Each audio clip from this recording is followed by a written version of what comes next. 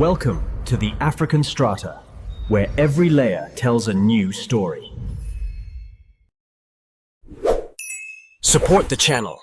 Like, subscribe, and share for more real African stories. If I told you one country planted hundreds of millions of trees in a single day, you'd probably picture somewhere with massive funding, cutting-edge tech, and global headlines to match. Maybe the US? Maybe Germany? Well, you'd be wrong. Because this record didn't come from a G7 nation. It came from a country in East Africa, one that many in the West barely mention in environmental conversations. In just 12 hours, they planted 700 million trees. Let that sink in. 700 million, not over a year, not over a month, one single day. And this wasn't some neat publicity stunt for the cameras. This was real people, millions of them, walking out their front doors with shovels, saplings, and a mission. The kind of mass action you just don't see anymore. A Thursday morning in the Horn of Africa. The streets quieter than usual because offices were shut down. From the capital's crowded avenues to remote mountain paths, there were only two things people had on their minds: dig the hole, plant the tree. And by the end of that day, the ground across the country was covered in fresh roots. But to really understand why this happened and why it matters, you need to know the history that led to it. This day didn't just happen out of nowhere. It's the result of decades of change, struggle, and decisions, some made inside Ethiopia, and many made far beyond its borders. A century ago, Ethiopia's land was different. Around 40% of the country was wrapped in forests. Those trees were more than scenery. They were the lungs, the shield, and the water tanks of the nation. But over time, that cover shrank to just 15%. And it wasn't simply because locals cut down too many trees for firewood, as outside critics like to say. The real story is messier. Across Africa, the colonial era ripped up ecosystems in the name of profit. Foreign powers cleared forests to plant cash crops for export: coffee, cotton, tobacco, leaving the soil weaker and the communities poorer. Ethiopia, even though it famously resisted full colonization, still got caught in those same economic pressures. Mining operations chewed up the highlands, rivers were diverted to feed export agriculture, and land that had fed local families for generations was turned over to crops destined for ships leaving African ports. And here's something you won't see in those old Save Africa charity ads. The idea that Africans didn't know how to care for their own land is flat out wrong. Long before environmental NGOs arrived, Ethiopian farmers used terracing to stop erosion, planted trees near water sources to protect springs, and grew mixed crops to keep soil healthy. These were smart, sustainable systems until outside economic models broke them apart. That's why this tree planting movement isn't just an environmental cleanup. It's a reclamation. Every sapling is a quiet way of saying, we know how to care for our land and we're taking it back. From an American point of view, there's a striking parallel here. The US had its own Dust Bowl in the 1930s, farmland stripped bare by poor practices and overuse. The response was a massive national push for soil conservation and reforestation. Ethiopia's moment today carries that same urgency. But on a scale America hasn't matched in decades. And once you understand that history, the scale of what Ethiopia pulled off becomes even more jaw-dropping. Let's talk about scale, because this wasn't some symbolic act of planting a few trees for the cameras. This was a logistical operation the size of a small army, except the weapons were shovels and seedlings. 15 million people took part. That's the official count. To put that in perspective, that's the equivalent of the entire population of New York, Los Angeles, Chicago, Houston, and Philadelphia. All outside, working together on the same task, on the same day. The government shut down offices nationwide. Schools turned the day into a living classroom. Even the military swapped rifles for spades. In rural areas, farmers planted in their own fields, then walked to help on public land. In cities, people planted in parks, along streets, even in abandoned lots. Here's where it gets impressive. The preparation didn't start the day before. For weeks, seedlings were grown in community nurseries. Local councils mapped out planting sites. Volunteers organized tools, water, and transportation. This wasn't chaos, it was choreography. And the attitude on the ground? This wasn't about checking a box or meeting a quota. People came because they felt it was their mission. Grandparents planted alongside school kids. Neighbors worked side by side who hadn't spoken in years. One participant in Addis Ababa told local media, "This isn't work, it's what we owe our children." From an American perspective, it's hard to picture this level of unified action without a major crisis driving it. In the U.S., big environmental projects often rely on government contracts or NGO funding, and public involvement tends to be scattered. Ethiopia is showing that when a project feels like it belongs to everyone, you don't need to pay people to show up. They'll show up because it matters. But the trees themselves are only the beginning. The real story is what they mean for the land, the climate, and the future. 700 million trees isn't just a feel-good number, it's a transformation you can measure. Each sapling is a small climate machine, doing a job the land has been missing for decades.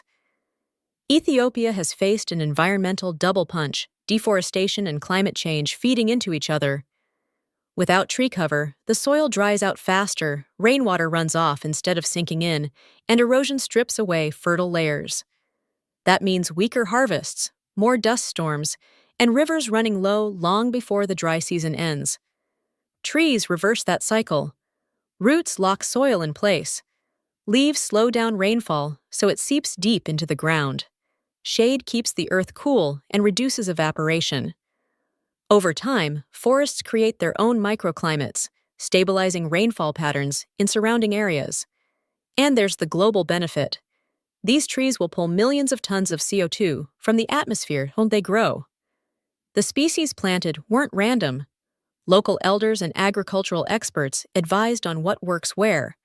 Fast-growing varieties for quick soil cover, deep-rooted species near water sources, fruit trees near villages for both food and income.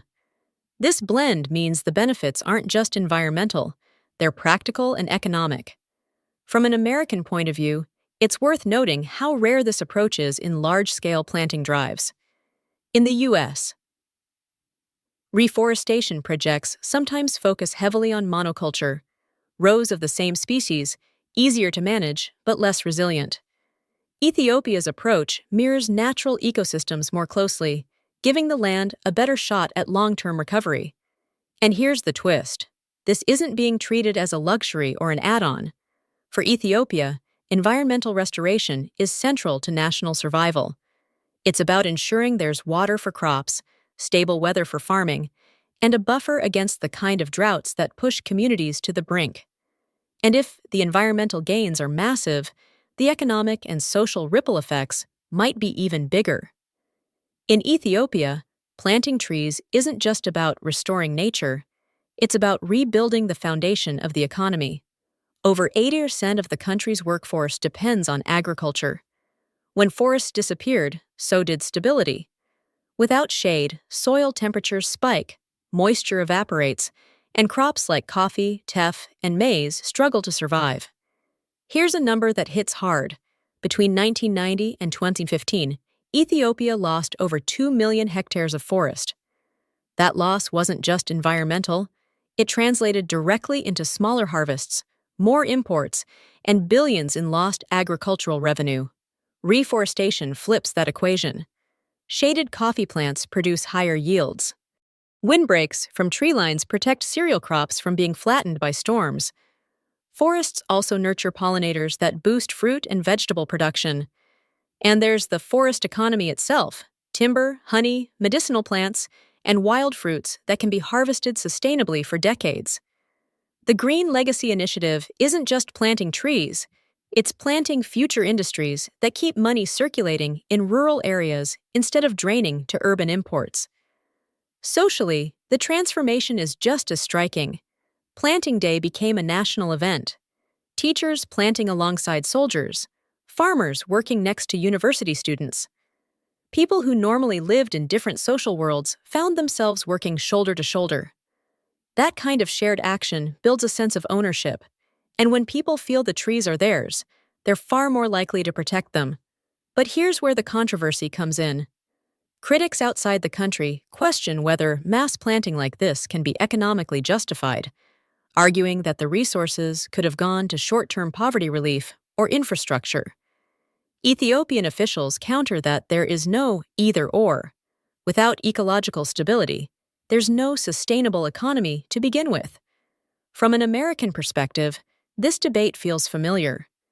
In the U.S., environmental spending often faces the same pushback. Why plant forests when we could fix roads or cut taxes? Ethiopia's response is blunt. Fixing the economy without fixing the land is like building a skyscraper on sand. You might stand tall for a while, but sooner or later, the foundation gives out. And while Ethiopians rally behind that logic, not everyone beyond their borders is ready to accept this achievement at face value. That's where the pushback begins. You'd expect a record like 700 million trees in a single day to draw global applause. But in some corners of the international media, the first reaction wasn't celebration. It was suspicion. Articles and commentary in several Western outlets quickly pivoted from the achievement itself to questioning it. Were the numbers inflated? How could they possibly verify every tree? What about the survival rate of the seedlings? To be fair, these are valid questions for any large-scale project. But here's the sticking point. When similar initiatives happen in Europe or North America, those same questions rarely lead the coverage.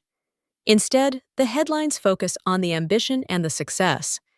In Ethiopia's case, the skepticism was front and center. For many Africans, it felt like a familiar double standard. Paris plants a few 100,000 trees? Visionary leadership. Ethiopia plants hundreds of millions, but will they survive? That subtle framing matters. It shapes how the world values African-led achievements. The criticism didn't stop at verification. Some environmental experts outside Ethiopia argued that mass plantings can fail if follow-up care is weak or if non-native species are introduced. Ethiopian officials countered with specifics. Planting plans were guided by local agricultural experts and elders, matching species to soil and climate zones.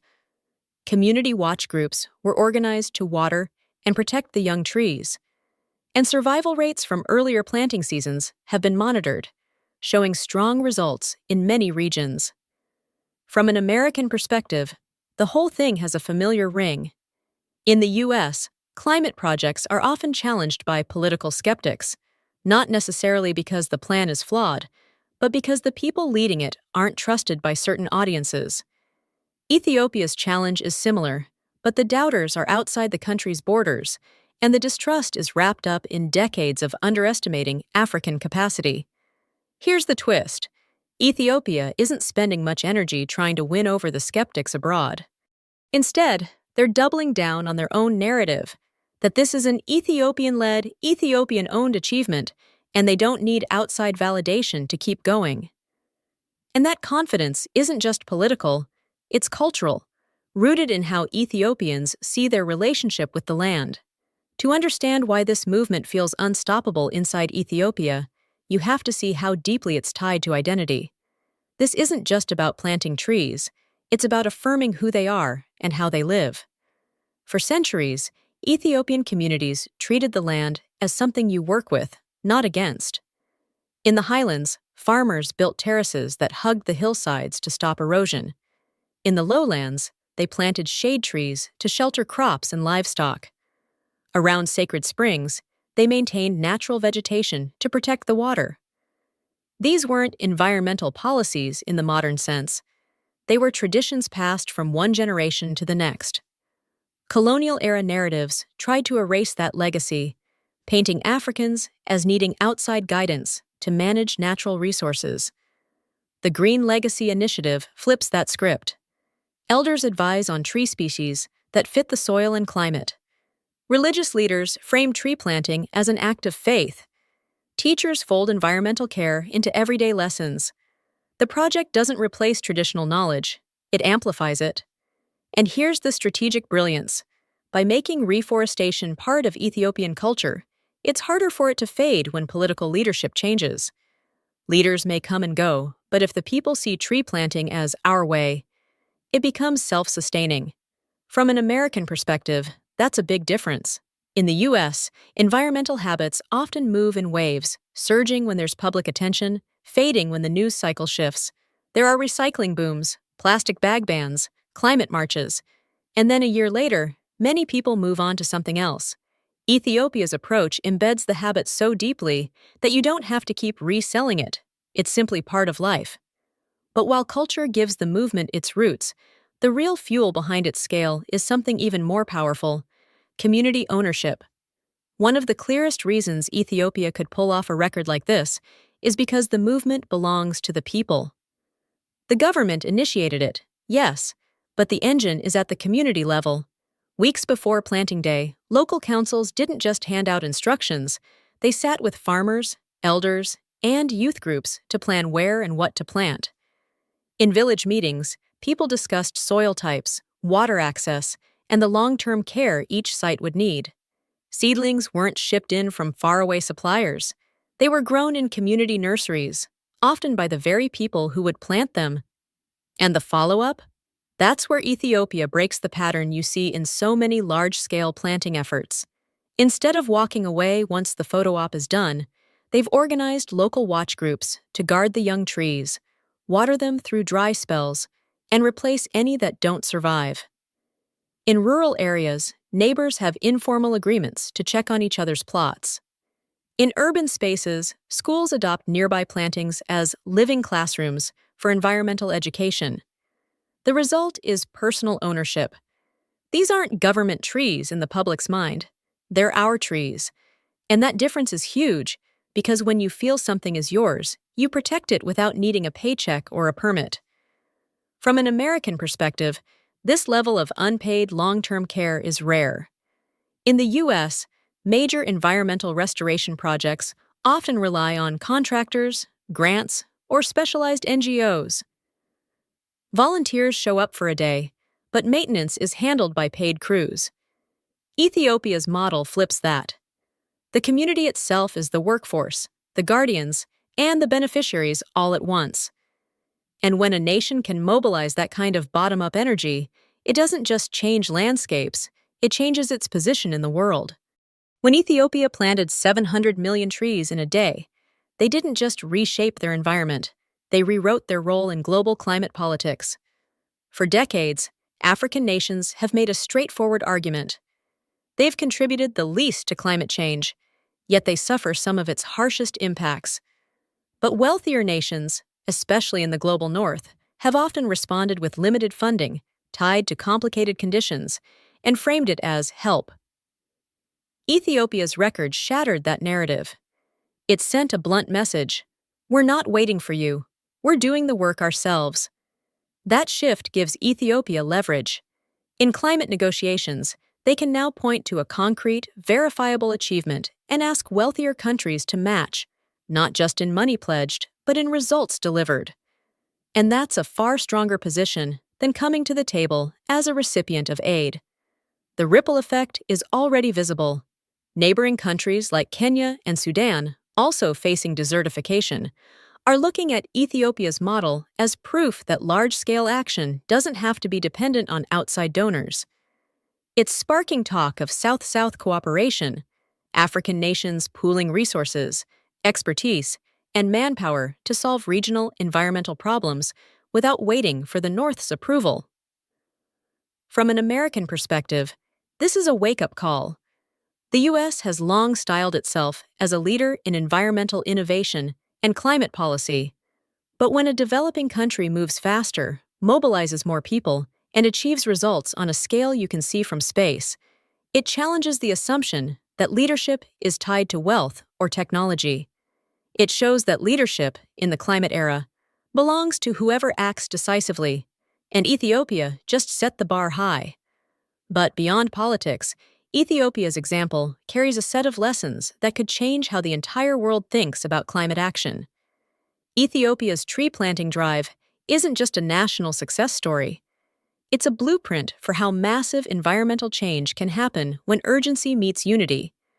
And the lessons here go far beyond Africa. Lesson 1. Urgency beats perfection. Ethiopia didn't get stuck in endless planning cycles. They picked a date, prepared what they could, and mobilized the nation. Could the logistics have been even smoother? Maybe. But waiting another year for a perfect plan would have meant another year of soil loss, crop failure, and rising temperatures. Lesson 2.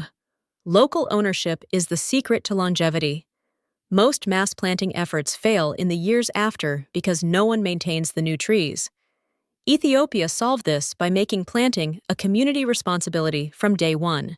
The people who put those trees in the ground are the same ones watering them today, and they're doing it because they see the payoff in their own lives, not because a contract says so. Lesson 3. Culture is a force multiplier. In Ethiopia, environmental care isn't treated as an optional trend. It's tied to heritage, religion, and a sense of national pride. That means the momentum doesn't have to be constantly reignited by campaigns or politicians. It's already embedded in the way people see themselves. From an American perspective, these lessons cut both ways. The U.S. has unmatched resources, but often struggles to convert them into collective action at this scale. Political divisions, competing priorities, and the constant news cycle make sustained nationwide mobilization rare. Ethiopia's approach is a reminder that leadership in the climate era isn't about GDP. It's about the ability to get millions moving in the same direction at the same time. Here's the twist. This isn't about copying Ethiopia's exact model. It's about understanding that the obstacles to large-scale action are often political and cultural, not technical. And those obstacles can be overcome if the will is strong enough. Which brings us to the heart of this story. What happens when a one-day achievement becomes a long-term movement? If you believe stories like this deserve more attention than they get, share this one. And tell me in the comments, do you think a movement like Ethiopia's could happen where you live? If your answer's yes, hit like so more people see it.